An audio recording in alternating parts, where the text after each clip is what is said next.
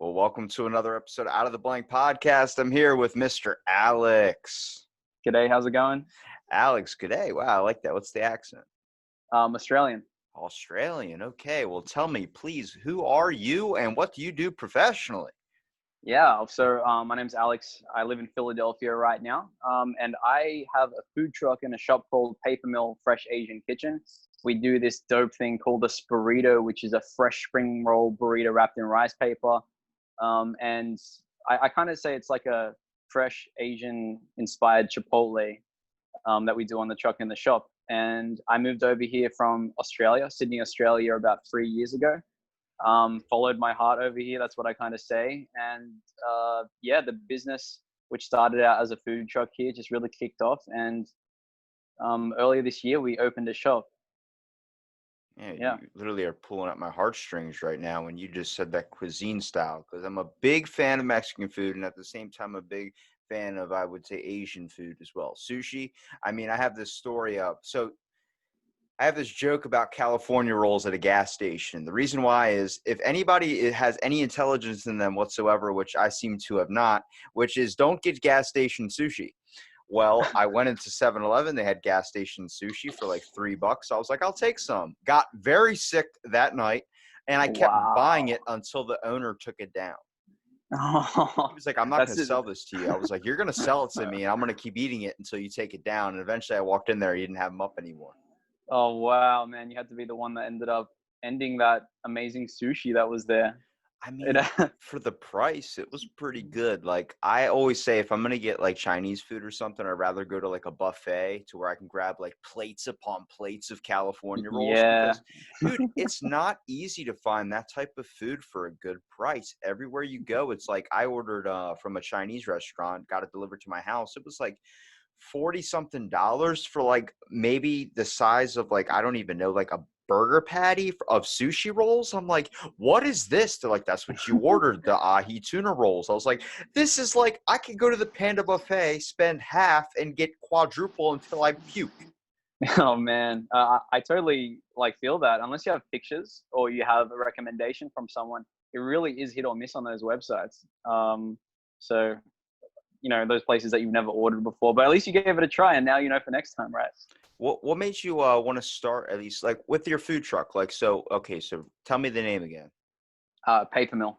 Paper Mill. Okay, so why did you choose Paper Mill, and why'd you even want to get into the food trucking scene? Because like we met through a mutual friend of ours. I'm repping his shirt right now. Shameless plug to Farmstead Foods, Bobby Dumont. But it's not an easy game. I know a few food truckers. Vinny Silva owns a steak and cheese sub kind of place in New Jersey.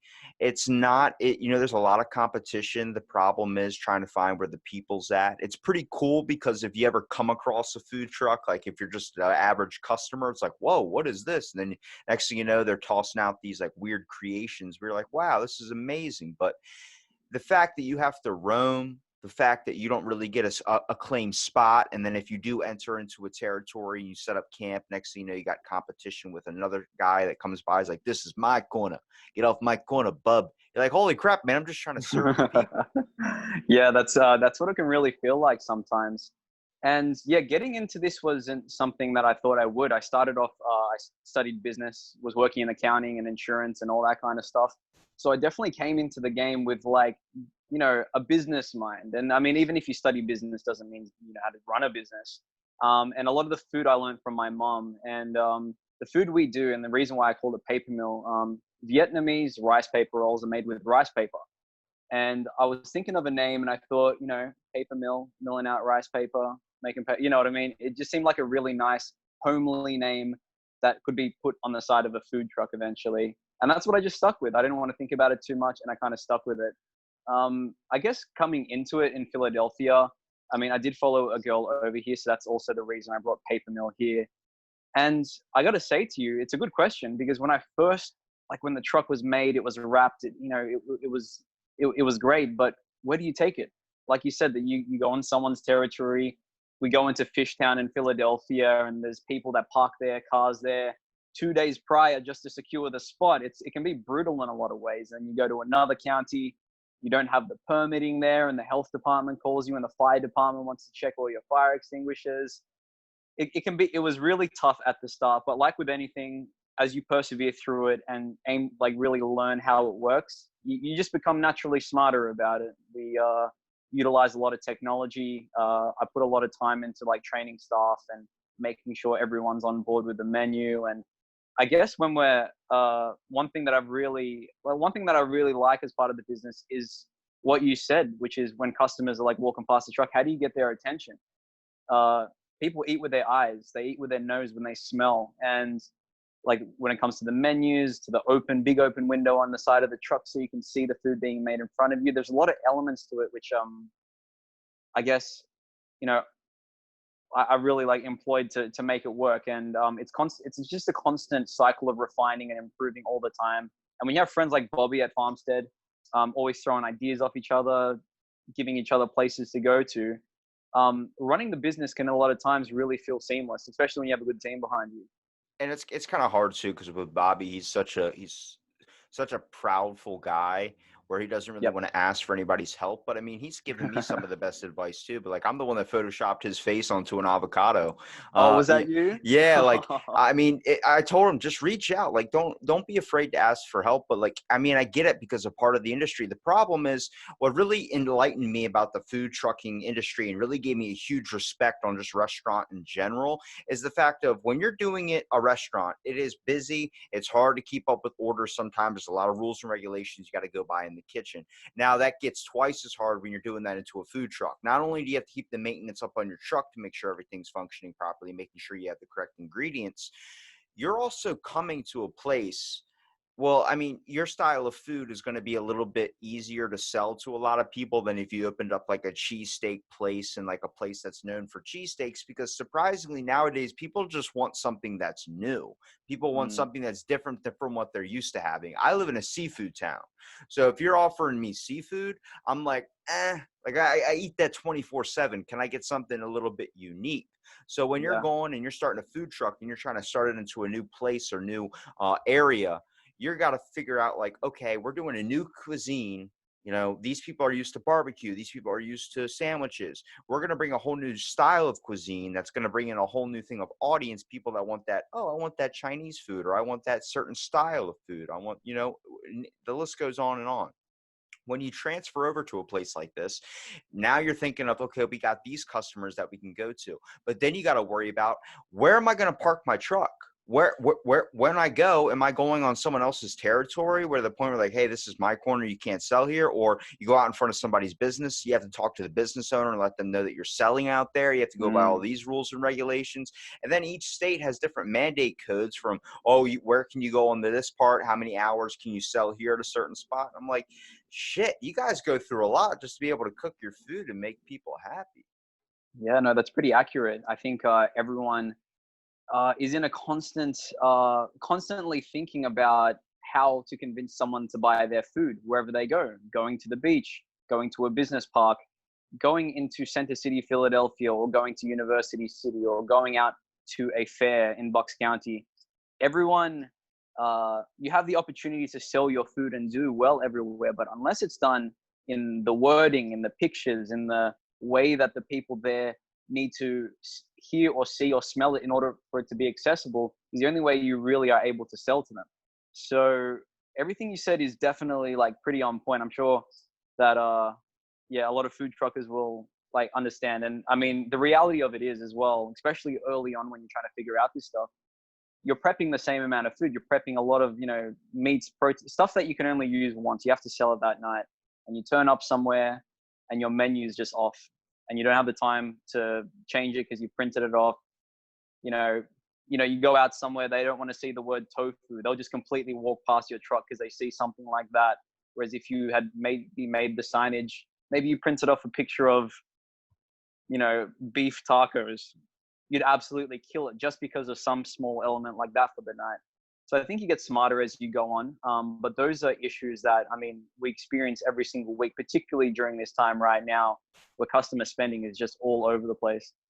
With the name paper mill, What did you want to inspire with that name? What were you trying to say? Because I feel like with a food truck, like we're talking about the whole thing's kind of seems like you got to capitalize on the advertising, the marketing, the pictures, what type of stuff people are going to see. Because I mean, if you walk down in my town in Ocean City, we have a boardwalk. Okay. So it's a lot of tourist attractions like carnival rides, carnival games. Like it looks like you're just walking at a fair or something. So everything's like giant sign that says fucking funnel cakes. Like, hey, come down. This is what you're going to get. You want a double fried Oreo? It's going to kill you, but hey, eat it. You know?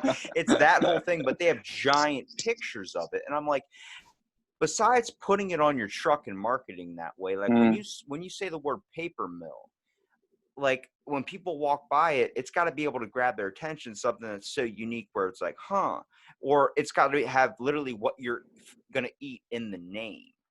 Yeah, I feel you. So on our truck, it says Paper Mill, home of the Spurrito. And I think people, I literally see them walk past the truck and you can see their words, the words come out of their mouth. You can lip read. They're like, home of the Spurrito. And you kind of get a buzz because you can see that they're kind of questioning what that is. I do have this conversation with some people. People like, just call your business Spurritos, the Spurrito Hut, the Spurrito this, Spurrito that.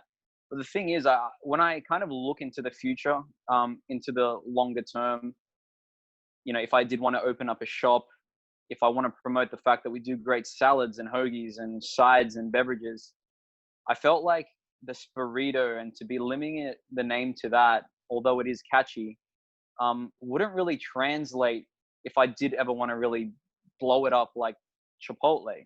I think that paper mill, when you think of it in a shop sense, or paper mill fresh Asian kitchen, which is what I promote it as, you know, it seems like a more general, well-rounded way to like access the market. For example, I figured out when I go to try to land corporate events, staff appreciation days, turn up to a business park, if I approach them in my email as Paper Mill Home of the Spurrito, a lot of them would just think I'm a gimmick. Oh, the Spurrito. Okay, great. Next one. But if I do Paper Mill Fresh Asian Kitchen, it kind of evokes a lot of, you know, I guess emotions when you're reading that and you see pictures and it's like fresh, you know, a wholesome name in the long run for me. So I think you're absolutely right. I've been to the shore, Ocean City, Maryland. I've had that funnel cake spiel, and a lot of those times, you know, you're looking for that impulse buy. But now that we have the truck and now that we have the shop open, I really want to build that community around the whole business and all the items that we have, not just one product. Yeah, I feel like a lot of the time, if you look at like when you're saying don't limit yourself to a name, people are like, why don't you just call it burrito? I'm like, I think the whole point is you want it to sound exotic. You want someone to read it and stop and then take a double take at it. You know what I mean? And Yeah. what really sucks is there's a lot of people out here that are just afraid of trying something new. I mean, I'm at fault. I like to stick to the same things sometimes too. But I mean, if I paired up your truck next to Chipotle, most of the people are going to go to Chipotle only on the factor of it's the fucking name. And honestly, Chipotle is not even that good. I would rather go to a food truck. I would rather go to like a mom and pop shop to be able to get something like that. But they're just so known for that. I'm like, a lot of people don't even know that it's owned by McDonald's Corporation. But I'm like, this is the problem: is that we talk about supporting people, but nobody wants to actually support the businesses. And it's like very, very hard because now everybody's going under new rules and regulations based on everything that's happened in 2020 so far. Mask, all these other things. It seemed like probably for food trucks it's taken a bit of a hit, only on the factor of, it's hard for a building to be sanitary, I would say. Then people don't really rely in the trust of a food truck. But I'm like, it's actually probably better at a food truck because they got to buy all their ingredients fresh. So everything's not sitting there contaminated inside of a place. Not, you don't have too many hands going on it. You just have, one person that is definitely taking their time and care into providing and making sure they get everything that they need to sell throughout the day too. But like you're saying, selling everything that you basically get all in that same day. With a lot of your leftover stuff, do you plan on doing anything with those instead of just throwing it out? Yeah, had to become very lean with how we prep stuff at the shop. We're kind of prepping stuff as we go. So as orders come in during the day when we're doing delivery and takeout, we're literally like chopping up peppers and apples on the spot just to really mitigate waste. In regards to leftovers, that's also a very tricky conversation because a lot of leftovers, you can't just donate. You can if you're on, uh, well, from what I understand anyway, it has to be like perfectly temperature controlled, tracked, and like you are at, I guess if you do donate it in some respects, you are putting it at risk if it's not handled perfectly after that. Like there's a lot of traceability issues with that. As it stands, our wastage is quite good, so we don't have to worry about like throwing away tons of food every day, especially now where we're kind of understand how much product we have to go through in a day. Um, but yeah, we're generally pretty good with that. We haven't been in a situation where we've had to dump a lot of food at the end of the day at all. Have you tried to sign up for more like community organization events or types of charities to be able to like maybe get the name out there a little bit? Like what have you done so far besides driving around to be able to get the name out there?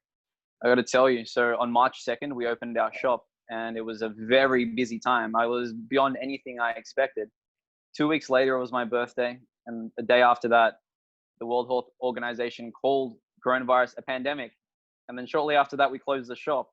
So that was a huge, like just punch to the gut. We closed the shop. Food trucks were banned in Philadelphia.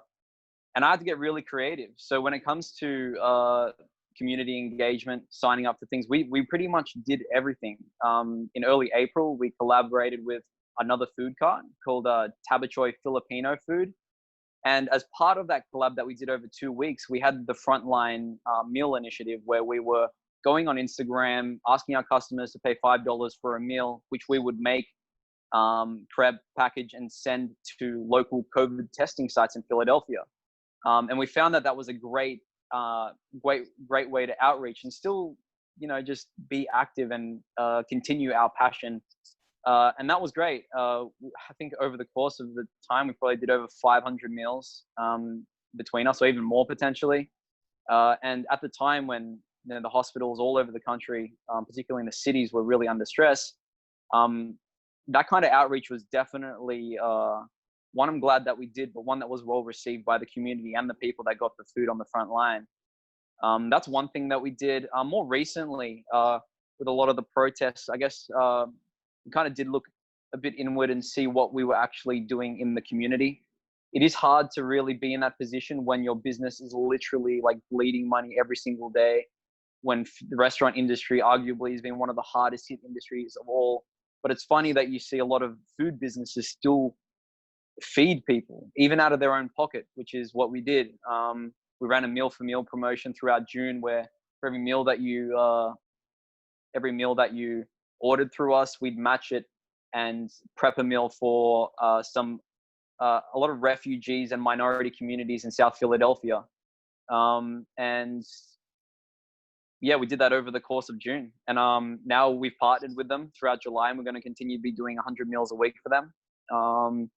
And moreover, yeah, it's just like a lot of the other things that we've done just with just random promos that we've done or Instagram stories. We've done a lot to engage our community. And for the first time, I'd say in the whole business that we've had in Philadelphia, I'm really seeing like that kind of be realized in the business. I'm getting so many more Instagram messages, so many more phone calls asking where we are.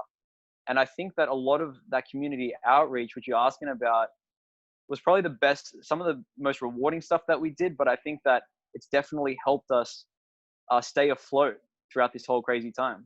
I looked at when we had the shutdown and everything that was going on, and I don't want to go super into the COVID because I know people are tired of hearing it on a podcast. But Yep. when you look at how everything shut down, I think the craziest thing was when, like, the first week or so, you saw all these restaurants and stuff be open soon. Sorry, we're closed, till next further notice or something. And sooner or later, it was like months and months and months, and a lot of them weren't posting anymore.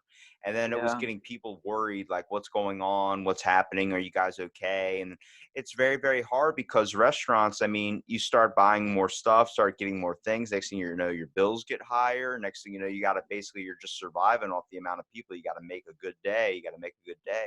Well, now we shut down, and then like trying to get those customers back was so hard. But a lot of people found the loyalty. For instance, like a long time ago, we had a giant hurricane here called Hurricane Sandy.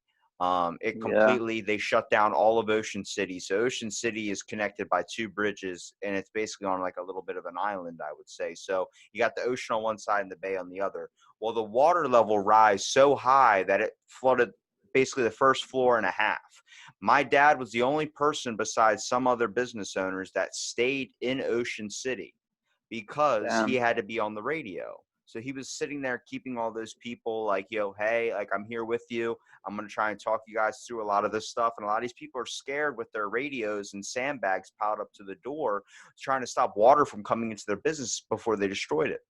Mm. So, hearing like, just talking to my dad on the phone because I happened to be a state away because, as soon as everything started going, he's like, I want you out of here. And this was when I was like a kid. So he's telling me, he's like, yeah, I'm trying to keep all these business people, they need support right now. All this that's going on and everything, which is kind of what happened with what's going on, with the pandemic situation. We just want to know you guys are there. We want to make sure everybody's okay. We all want to support each other. We just lost this Mm. train of thinking when we go out and go buy something, because you see advertisements for McDonald's or all these main giant brands and you're losing the sense of real food because you just Yeah. want what's so popular. And what was interesting was after Hurricane Sandy was over and we were able to come back into town, so many people gave my dad gift cards to their restaurants. Like, you kept Wow. us freaking in hope. You were the only radio station we could tune into. My dad was like, yep, I'm just doing my job, that type of thing. But it was so interesting to see because, like, with this pandemic situation, when as the first day we opened up, the businesses started coming back. So many people were out there supporting. And I think that was the major thing. And they're talking about another shutdown. I mean, it's July 16th. So whatever's going to Mm. happen in 2 weeks, 3 weeks, a month, a year, if we look back on this podcast, it's a fact of what's going to happen if they shut down again. I mean, the whole factor is people are going to still need food. You're going to leave essential giant corporations open like Walmart. What about these people like you that are fighting to survive? I mean, not in the Mm. sense of the money aspect, more in the sense of you got a business you're trying to promote and you're trying to grow. You can't really do that if everybody's stuck in their homes, unless you're going to do, yeah, Uber food trucks, man. That's way better than Uber, dude. You could drop burritos at people's doorsteps, just toss it right on there like a newspaper, like back in the day. I'm telling you, we actually had an idea that we're going to do because we have a couple of speakers on the outside of our truck. We're going to play a song. We're trying to figure out whether it would be an Australian song or some West Philadelphia song, and Land drive down around the under. neighborhoods, land down there, literally play Land Down Under, speaking into a microphone, just like an ice cream truck, and try to get a bit of buzz in the community, just like doing that. Literally at our lowest point, we were thinking of things like this.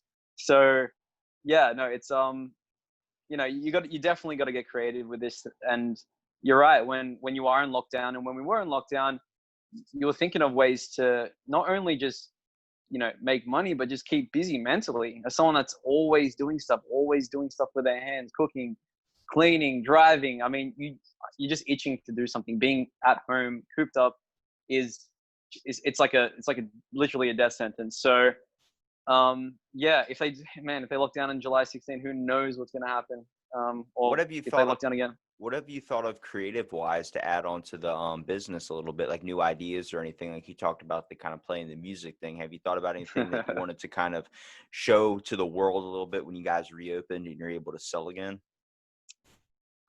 I think it's definitely like made us rethink how to how to keep money coming into the business. And you wouldn't believe it, but instead of food truck festivals, music festivals, corners in the center of the city, the money is actually being made right now in apartment blocks, because apartments are where all of the corporate workers are, because they live there. They're high density.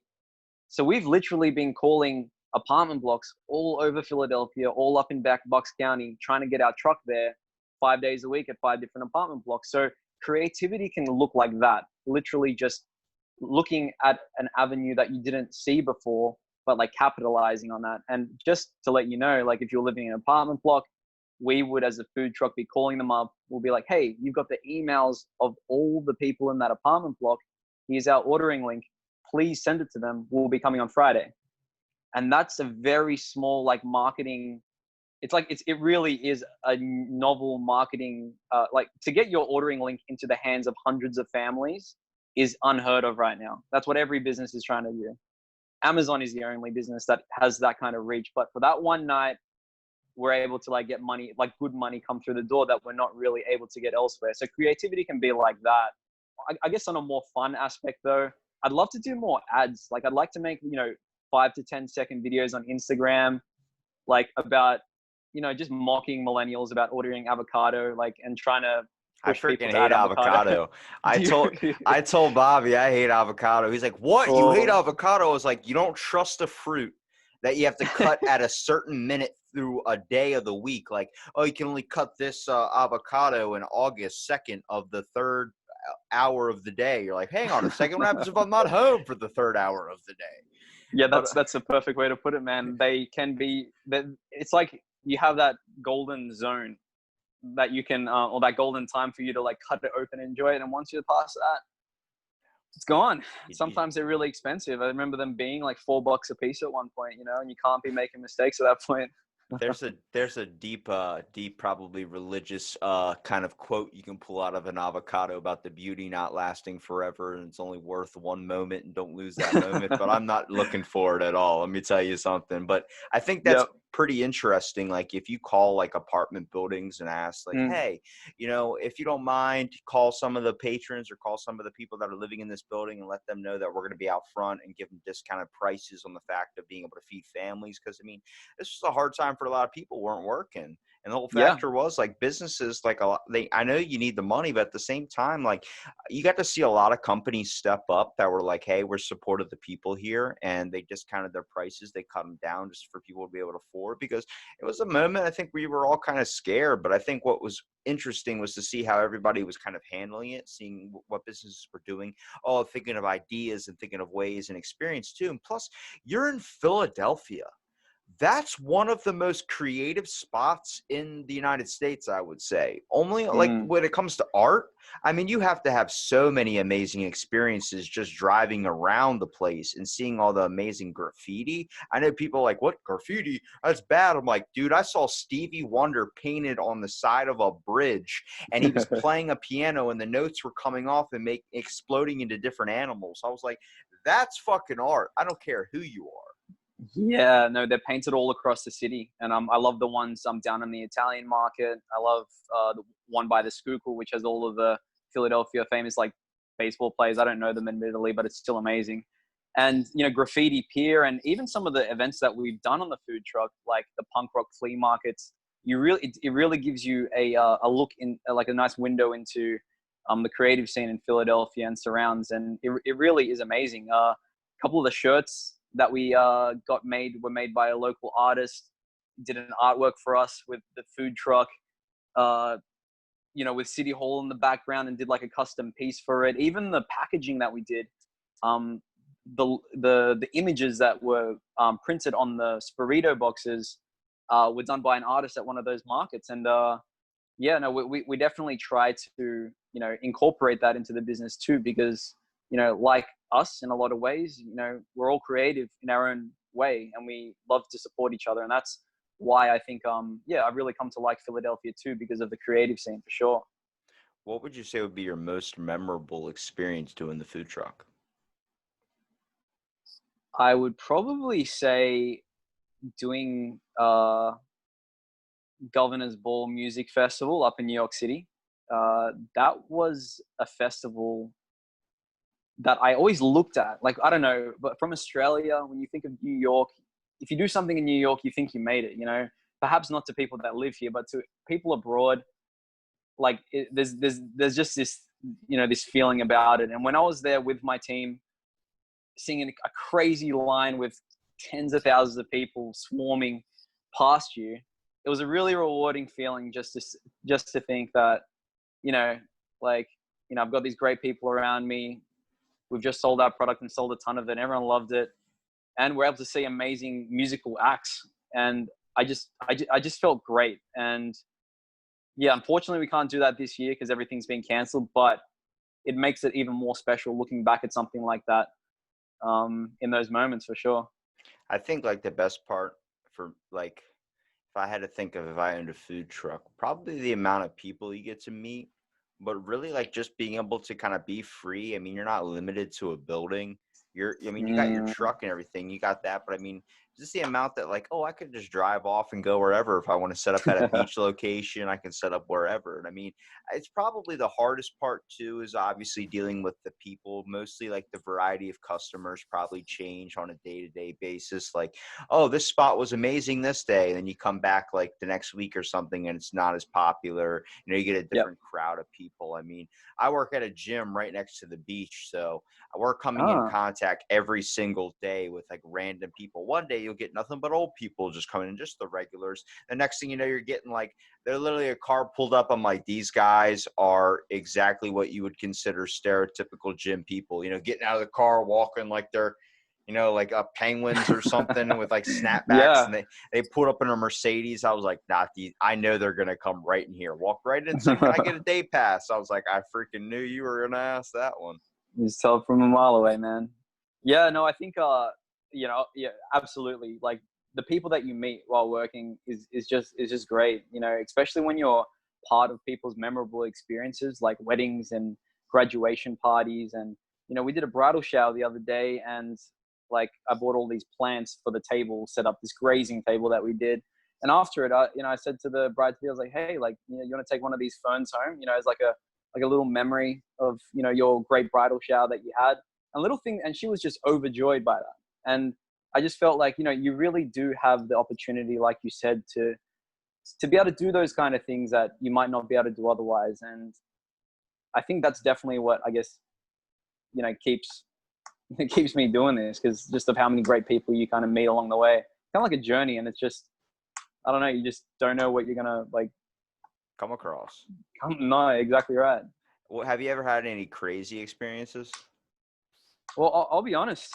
Recently, we've been having crazy experiences on the truck, particularly around like the way we wear masks. Oh shit, And dude. I had a yeah, feeling that was gonna be one. I was thinking that you were gonna say something about like, yeah, we had this crazy, but honestly, dude, it's gotten nuts with the mask thing. I mean, I didn't mean to cut you off, but no, that's dude, fine. it's getting insane. I talked about it when it first started happening. I was like, it's not Republican or Democrat anymore. It's mask or no mask. And like I've seen videos on Facebook of businesses like you don't have a mask, you can't come in here. And people are like, what are you talking about? I just got let in down there. It's like this is a part where business owners just need to step up and be like, no, fuck off. I'm sorry. I Mm, know that sounds like it's always pleasure for the people. It's always like, oh, the customer's always right. We've been thinking like that for way too long, and that's not always true, man. I'm telling you, dude. There's some people like I do. I mean, I work at the front desk, so I'm like, I'm sitting there. There'll be some people like, people in here aren't wearing masks. I'm like, like if you're coming to a gym and you're that worried about COVID, then why are you coming to a gym? Like that's the one yeah, place you wouldn't want to go. It's just like I think we've been getting away with too much for too long, and I'm like, now it's just time for business owners like you just to snap people in their place. Like, what do you want me to do? What do you want me to do? yeah, no, absolutely. And it's really around managing people's expectations, like you said, going somewhere, not having to wear a mask, and then coming to us and us telling you to wear a mask. And it's literally, people outside your truck, a group of 5 people coming over, ordering, refusing to order from their phone when we ask them to, wanting to pay with cash, all that kind of stuff. That's fine. You can do it. Sure. It's your right to do so. But, we're trying to put in measures in place to, you know, to not be in this situation where myself and a bunch of other people don't have jobs because we're locked down. We know how that feels and we don't want to do it again. I think a lot of people may not experience because maybe their work doesn't require it. Maybe they don't know someone that works in the food industry, perhaps. And that kind of stuff really, really, yeah, is hard to manage, because after that group of 5 people that come, there'll be, someone that doesn't like the way we're wearing our mask. And of course, you got to cover your whole face. But we literally had a customer the other day crying because we were not taking it as like, because we're actually cleaning up. We're cleaning up the truck. Weren't even serving food, cleaning down the grills, and we had someone upset. And they completely, have their right to be upset because, you know,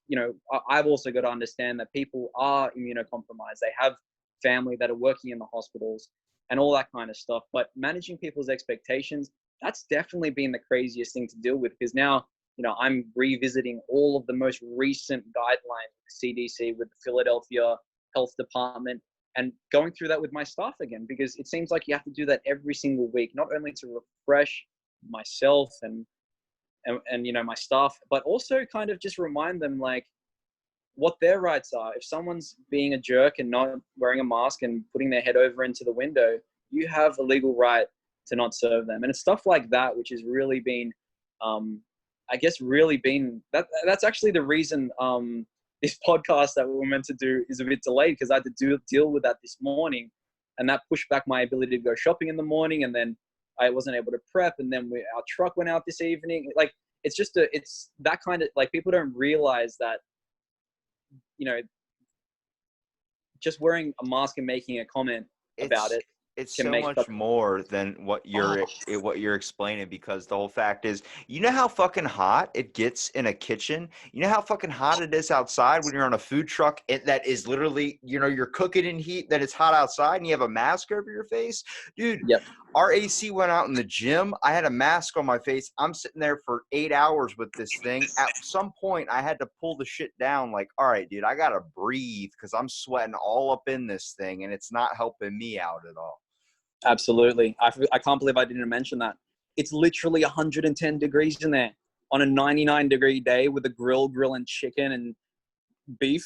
I mean, you know, like, pretty much we just have to take more breaks. That's all you can do in a food truck where people can see everything that you do.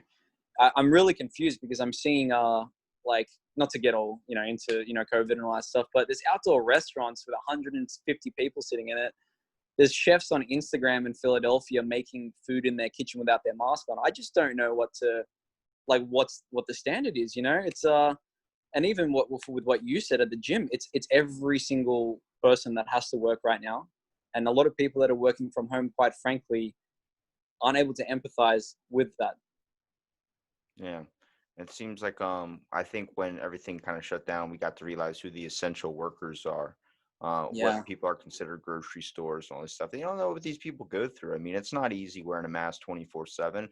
I know so many people that complain about other people wearing masks, and then as soon as they walk outside, they take their mask off. I'm like, you were just yelling for 15 minutes about this. Like, what's happening here? And Yeah. obviously, we don't have to get down the whole COVID route, but Right. if I was going to ask you, when it comes to why you cook the food you cook, you said it was an initial inspiration kind of from like your mom in a way. Now, what's a Mm. distinct memory that you have? So rice paper rolls, they're wrapped in rice paper. They're like rice paper rolls, Vietnamese rice paper rolls, like my favorite thing in the world to eat. And my mom's Korean, so there was a bit of a fusion aspect of that. So we'd make these Vietnamese rice paper rolls with like Korean barbecue beef and pork. And I have vivid memories growing up, and even still to this day, at the family dinner table with the Korean side of my family, piles of meat, piles of vegetables, kind of like a DIY taco night, but with rice paper rolls. And we'd all make our own rice paper rolls. It was fresh, it was healthy, and I'd argue it's the reason I got into eating my vegetables, because it is just so delicious. And that memory and the fact that I eat it all the time, not just because I, am doing this business right now, but even before that, it was just something I love to do. I would chop vegetables up, have 3 days of prep, and just eat it every single day. And I never knew that it would be a business that I would start based on that memory and that kind of experience in that Korean, Australian, Asian influenced, beachy kind of lifestyle household. But it turned out, that business idea that I always wanted was right under my nose. And that was just based on that experience and that memory that I really do cherish. And that's a food you really don't have to adapt to with like the new health stuff that people are trying to be more health conscious when it comes to their food. It's a lot of it's just like lettuce, vegetables, and stuff too, just surrounded by meat. I mean, you can get like a beef taco, or you could get a chicken taco. You can get a vegetable taco. There's always these different types of styles of food you can get. I mean, we look at something like, oh, if you're going to do barbecue, okay, that's something that's going to need to be shifted when it comes to a healthy society, because a lot of millennials like, that's not vegan. You're like, oh, no, it's not at all. It's the opposite of vegan. But like, you can make a Yeah. burrito vegan. I mean, some of my best nights were like make your own taco night at my grandparents' house, to the point Yeah. like okay, put whatever you want on your taco, then you can eat it. Well, I'm sitting there, I dump like 80 pounds of beef, some vegetables, tomatoes in there, and you can't even close the fucking taco where you're trying to like Yeah. turn in, like my grandma knows how to fold it into a burrito. I just fold it like a taco and try and eat it that way. But everything's falling all off the plate and stuff. I'm like, that's a food I could eat every day. I mean, I don't Yeah. know about most people, but like you can't eat barbecue every day without going into like stomach cancer or something. Yeah, absolutely. And I mean, that just hearing that and like the memories you have and that emotion that you had with it is exactly, I guess, what I was saying about the rice paper rolls and, making it with my family and my cousins and stuff. I mean, it is something special. And I think sharing that experience and when people that don't eat like that, like you do, that might be just living on, barbecue and, for whatever reason that might be, when they try your food and they have that, like that feeling like, whoa, like I can eat this more often. That's like seeing that reaction and, getting feedback from people. I mean, that's all so important. And another big reason why I guess I do what I do. And I think a lot of, I think the fact that it's like, healthier food as well, just really allows me to want to sell it a lot more, I won't feel guilty about it. How do you have you noticed that like people are starting to eat and care and kind of put a little bit more time into the experience now that we're kind of like opening back up a little bit? It seemed like for a long time people were just like eating and not really paying attention to what they were eating, such as like, I mean, as a kid, I'll admit, whenever I went out with my grandparents, I was always on my phone. I totally didn't take in the memories like I should have. And now that I'm older and I haven't done it in years, I look back at those things. I'm like, damn, what I wouldn't kill for a night at Applebee's again, just to hear my grandfather say the same Mm, fucking story over and over again. I'm like, I've heard it, but say it again, Like, I feel like opening back up, like people are starting to want to have this going out to eat nights and have that yeah. experience, that chit chat that we always were so afraid of seems so valuable now. Yeah. I think it has really made people realize just how important like socializing is, but also over like a good meal. And I think that this year has seen, a few different cycles of people, cooking at home, people buying meal kits. And now it's got to a point where I guess that's exhausted and people do want to eat out. And that's why you see lines wrapped around the block, for places that have outdoor seating. It's like a hot commodity right now. I do really think that while customers and while people, including me and you, who eat out and at restaurants, I guess we are having that realization now and kind of picking and choosing, what restaurants that we want to support and have been there for us in our, on our birthdays and our good times, and that have that bartender that you really got along with, or the server that just really took care of you. But I also think on the other end for like businesses like us with the food truck, we're really taking time to make that customer experience, really seamless. Adding an extra side of our really popular peanut sauce and asking every customer, like, would you like to try it? It's great. It'll make your wrap or your salad so much better. Like taking that extra step, to everyone that comes in contact is like, I feel like we have to do that. It has to be personal. It has to be memorable.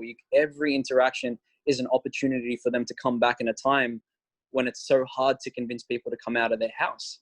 And in addition to that, like, stapling, kind notes on the bags of people that do takeout, because, it's a nice little gesture and it's memorable. So and even like, the ordering system, making sure it's seamless, making sure that if people are on Instagram, it's only like 3 clicks away. You don't want them going through, 10 different websites, to figure like all that kind of stuff from our point of view is stuff that we may not have focused on in a normal operating busy world. But now it's almost like every interaction is so precious.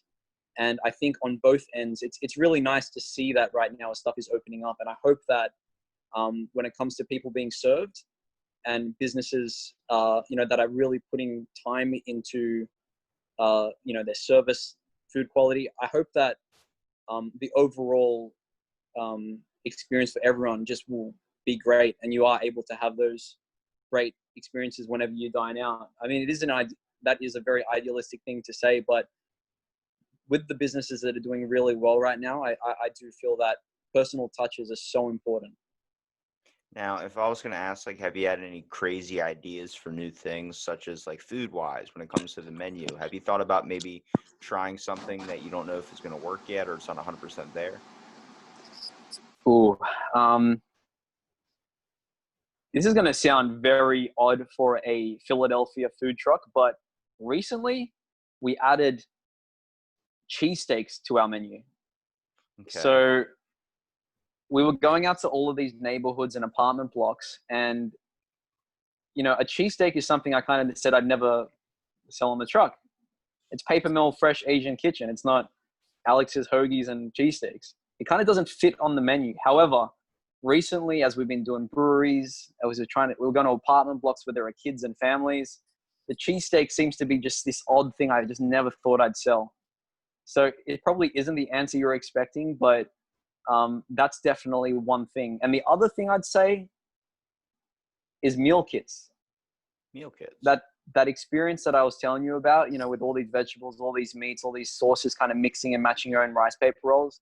We've actually got a kit for that. So essentially, you can order a kit, and then within 20 minutes or 30 minutes, whatever app you order it on, you can have that experience that I just told you about, where you're making Dude, your own rice paper rolls. no Yeah. freaking So way. You're making like our own taco night using your ingredients, though. That's awesome, yeah, man. That gives people so much like an easier way instead of going to the store and getting all the ingredients and then setting it up at home. Just being able to get your own kit and be able to make it at your house. yep. And That is freaking sick. I think that's something I've always wanted to do it, but when you don't have time, like literally, in a regular business, like of going to food truck festivals, it's almost like you don't even have the opportunity to sit down and think about this stuff. But that would probably be one thing I'm proud of, that, me and, my team have really, like, just commercialized, if you want to put it that way. But we sold a couple of them. We sell a couple of them each day. And it's good to know that, and there's a nice little instruction sheet, and it's got a couple of pictures of, um, like, instructions of how to roll the rice paper rolls, and the story of my mom showing me how to do it, and it's really personal. And that's another example of, I guess, a way to reach customers and make it a memorable experience, not just a transactional Make it a sandwich. relatable business. I think what really kind of gets me about a lot of these Mm, corporates is the fact when I look at them, I see a sign, I see a suit, I see a giant CEO building. I don't see a family, I don't see an experience, I don't see a person I can relate to. That's why all these yeah. corporate people have to make mascots so you have something to relate to. It's like, hang on a second. I want to be able to relate to who I'm buying from. Now, if I was going to Yeah. ask you about your list of ingredients, what do you typically work with? Yeah. So, in general, just as an overview of the menu, we do our spring roll burritos, the Spurritos, salads, hoagies, and on the truck we do tacos and whatnot. But in general, it's pretty much proteins, like really good proteins, Korean barbecue, like thinly sliced beef in like a sweet soy marinade, slow cooked pork in like a hoisin sambal, like a sweet and kind of a bit of spiciness in the marinade, grilled chicken with garlic and lemongrass. And we have vegan options like tofu and avocado as the proteins. Beyond that, it's just really great quality ingredients with salads, spring mix, cabbage, pineapple, carrots, cilantro, Thai basil, mint, and really good sauces as well to really bring it out. A lot of the time when you eat a salad or a hoagie, the sauce can be single-handedly the only reason why that dish is good. So we have like a spicy peanut sauce, which everyone always requests with their meal that they get, like an avocado Thai basil vinaigrette, like a sweet soy vinaigrette, and stuff like that, which is all in the Asian theme. But the flavors are kind of like very similar, but are spread across, the diverse wraps, hoagies, and salads. So yeah, I just think really good quality ingredients, really good proteins, and like delicious sauces, and that's like really the key to our food. I was thinking when we were talking about giving away the food at like the end of the night, maybe like to like being able to donate it or something. I was like, I feel like the one food homeless people wouldn't want is the avocado. Like, I'll fucking starve.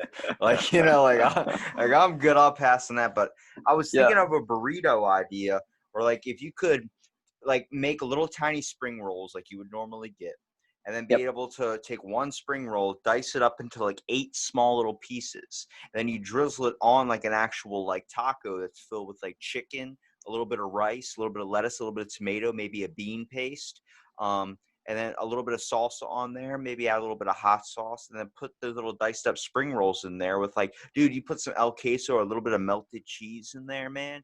Dude, Mm. get your life together, son. There's some You people just, out there that would love that. I wonder what we'd call that, dude. Probably like the taquerito or something.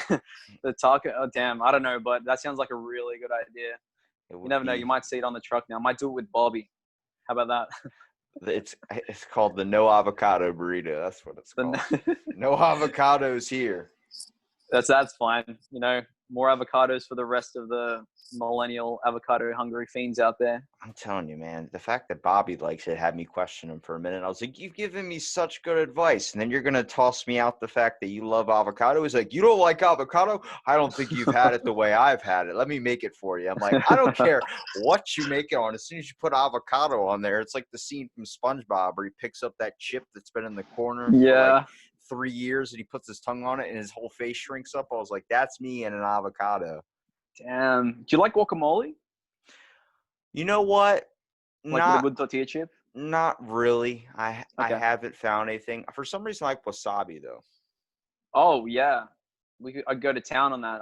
I mean, do you like wasabi as in like it's a nice, you know, taste, or do you like that hit when it goes up your nose? I like that hit. Yeah, same. Dude, let me tell you something. At my gym, they had this container and it had like it looked like you ever seen Anchorman where they have the Sex Panther cologne? It, Oh it yeah, yeah, yeah. it looked like the bottle had the panther on the front, and I was like, "What the What? fuck's this?" And then there's a sticky note on it that says, "Do not smell it," like I did. And then there's like an LOL, and I was like, "Well, that's like wiping your ass with your hand and then not smelling your hand to see if it smells like shit." I was like, I gotta fucking smell this. I gotta smell the salts." So I grab the container, and as I'm screwing it off, it makes a click noise, and I'm like, I hope this isn't like a bug bomb. So then I sniff it. Okay, so giving you the background information behind what this was before I knew what it was, like when I sniffed it, the person that put the note on there said that because we have power lifters that come into our gym and they go very, very serious. So this guy makes his own smelling salts. And what he would do is you smell these salts and they hit you with such a strong smell, it gets your adrenaline going like caffeine, and you're able to lift more. Dude, I smelled this thing. I thought someone took a shotgun, put it in my nose, and fucking pulled the trigger, man. I felt like my nose, I Whoa. had a stuffy nose. Nuh-uh, cleared. Literally, I went and pulled my head back. Dude, I have never, like, you know, people rub Vaseline or the whatever it is Yeah, yeah. under their nose. I This know that thing feeling. cleared my sinuses. I felt it in my brain. I was like, I could see where someone could sniff this and then bench press like 800 pounds, dude, because I was messed up for like a good 20 minutes afterwards. And the guy's like, yeah, Whoa. those things are so potent. If anybody's like knocked down in here, you can put that right under their nose. It'll probably bring them back to life. I was like, no freaking way. What, smelling salts? So smelling salts, when people get knocked out, they put this little salt, like a little powder, like kind of like yeah, it's basically like salt you put on like your steps, basically. But it smells Oh. so strong that if you're knocked out, you sniff it and it wakes you up. A lot, they wake up fighters that way. They put it like in a little thing and they put it under their nose. But this was so much of it in a small container that like doing that, like I could take the top off and then just hold it in the air and you could smell it through the whole gym. But dude, Wow. I thought someone killed me. I felt like a bullet go in my brain, dude. I was like, this is how you get people like attracted to stuff. Be like, clean your palate before you come eat at our food truck. Sniff it, and then Yeah. the person's like, holy shit. It's like the new moisture towel, instead of like wiping your hands, you're like smelling this smelling salt.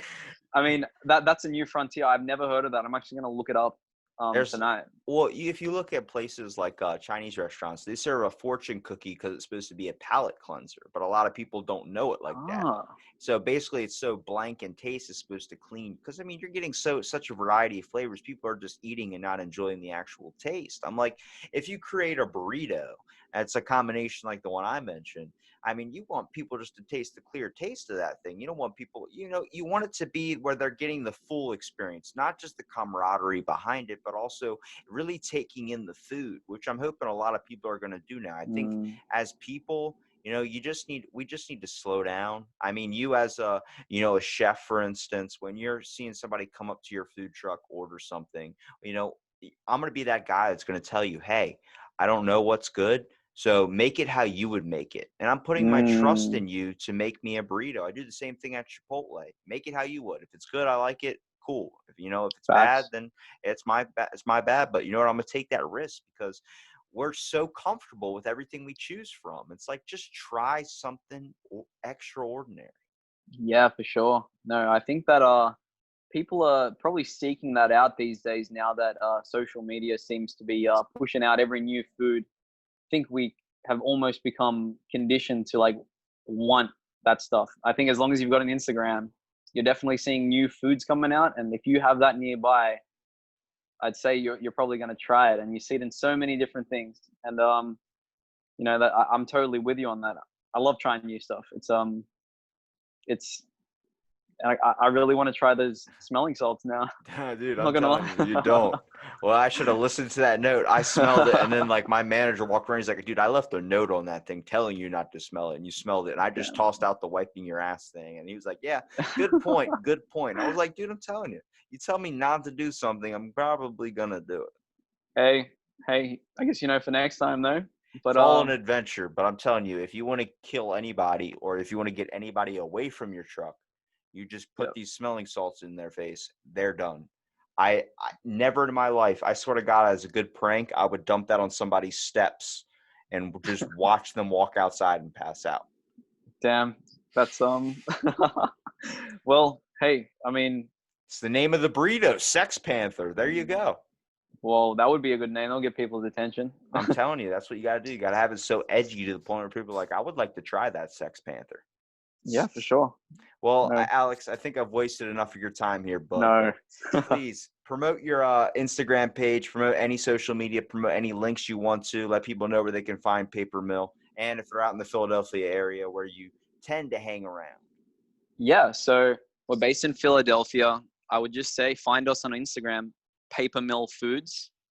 Paper Mill Foods on Instagram. And from there, I mean, just like everyone else, you'll find exactly what you want to find out about us. We've got YouTube videos, we've got a website. You can inbox us for catering. You can send us a DM. If you just want to say hi to me, just send a DM. That's all you got to do. Paper Mill Foods on Instagram. And I'll make sure I link everything in the description. And thank you so much for listening to this episode of Out of the Blank podcast. And stay tuned for our next episode.